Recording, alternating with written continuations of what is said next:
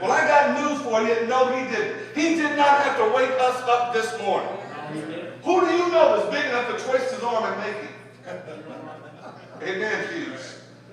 He didn't have to give us breath in our bodies. He didn't have to give us sound minds. He doesn't have to give us the activities of our limbs. Before we get out of bed in the morning, we can already wake up and find several things to thank God about, even before our feet hit the floor. Lord, thank you for waking me up and allowing you to see another brand new day. And this brand new day is filled with new mercy and new grace. Thank you for letting me have the activities of my limbs. Thank you for letting me have a good night's sleep and a house didn't catch fire and I didn't die.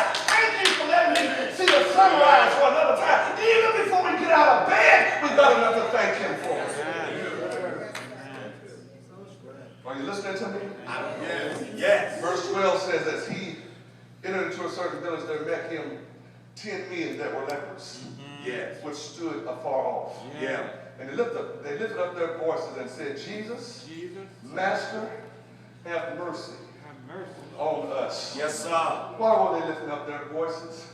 Because if you remember, one of the things about lepers is they weren't allowed to assemble among the people.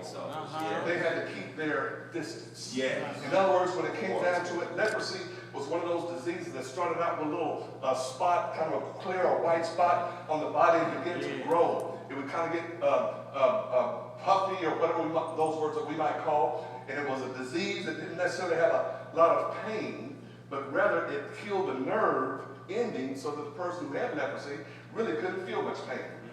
According to some background information, the disease itself wasn't so much the killer. It just made the person who had it so adapted to other diseases that the other diseases is what ended up killing them.